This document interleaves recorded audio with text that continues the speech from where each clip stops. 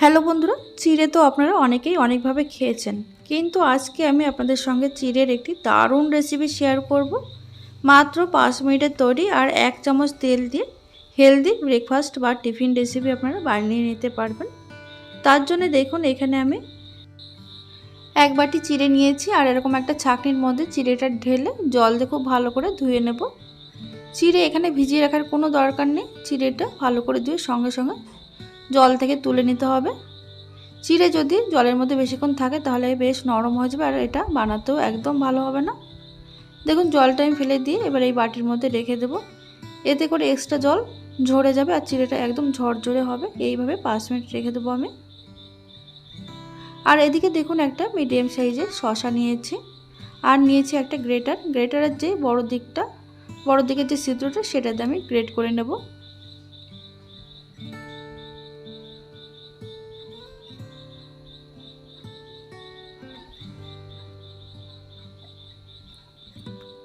এইভাবে আপনারা একবার চিড়ের এই রেসিপিটা বানিয়ে দেখবেন, খেতে ভীষণ টেস্টি হয়। এটা বানালে দেখবেন সকালবেলায় আর কিছুই লাগবে না, এটাই সবাই খেতে চাইবে। দেখুন, এখানে আমি শসাটা খুব ভালো করে গ্রেট করে নিয়েছি। এবার শসার মধ্যে যে জলটা রয়েছে সেটা আমি চেপে ফেলে দেব। শসার মধ্যে থেকে খুব বেশি চেপে চেপে জল ফেলার দরকার নেই, আমি হালকা চেপে ফেললেই হবে। আর অন্যদিকে দেখুন, চিড়েটা বেশ ঝরঝরে হয়ে গেছে।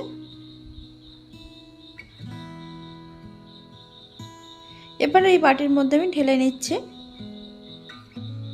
তারপরে এর মধ্যে আমি দিয়ে দেব গ্রেট করে রাখা শসা।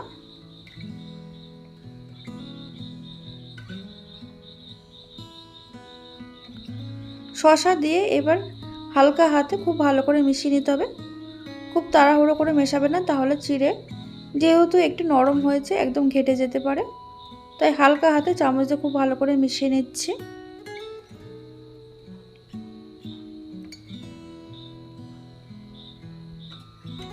দেখুন, খুব ভালো করে মেশানো হয়ে গেছে। এবার অন্যদিকে আমি গ্যাসে একটা এরকম ফ্রাই প্যান বসিয়েছি। ফ্রাই প্যানের মধ্যে দিয়ে দিলাম 1 চামচ সাদা তেল।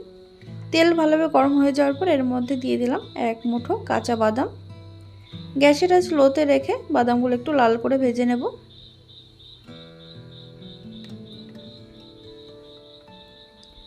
বাদাম এখানে ভাজা হয়ে গেছে, এবার এগুলো তেল থেকে তুলে নিচ্ছি।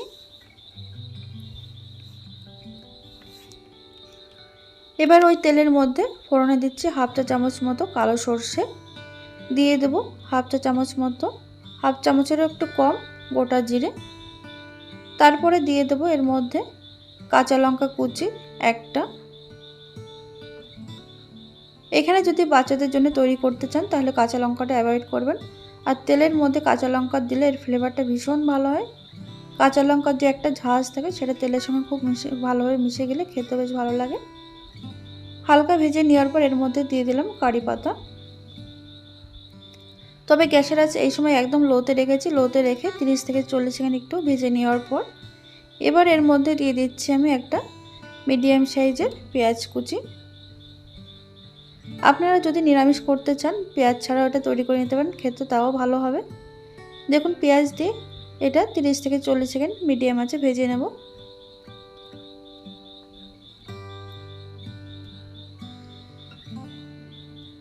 পেঁয়াজটা হালকা একটু লালচে রং আসা পর্যন্ত ভেজে নিয়েছি, তবে খুব বেশি লাল করে ভাজিনি। এবার এর মধ্যে দিয়ে দিচ্ছি শসা আর চিড়ের যে মিশ্রণটা সেটা দিয়ে দিলাম। দিয়ে দিচ্ছি স্বাদ মতো নুন। এবার দিয়ে দেবো টেস্টের জন্য 1/2 চামচেরও একটু কম চিনি। চিনিটা অবশ্যই দেবেন, চিনি দিলে টেস্টটা ভীষণ ভালো হয়। এবার সমস্ত কিছু খুব ভালো করে মিডিয়াম আঁচে মিশিয়ে নেব আমি 1 মিনিটের জন্য।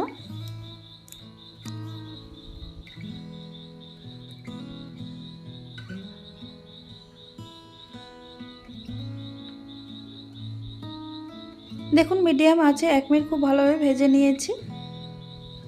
এবার এর মধ্যে দিয়ে দেবো আগের থেকে ভেজে রাখা বাদাম।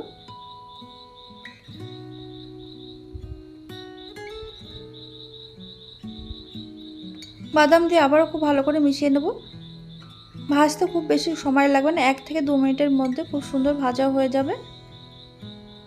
দেখুন ভাজা হয়ে গেছে, এবার গ্যাসটা আমি অফ করে দিয়েছি। এবার এর মধ্যে দিয়ে দিচ্ছি এক টুকরো পাতিলেবুর রস। এখানে 1 চামচ মতো পাতিলেবুর রস দিয়ে দিলাম।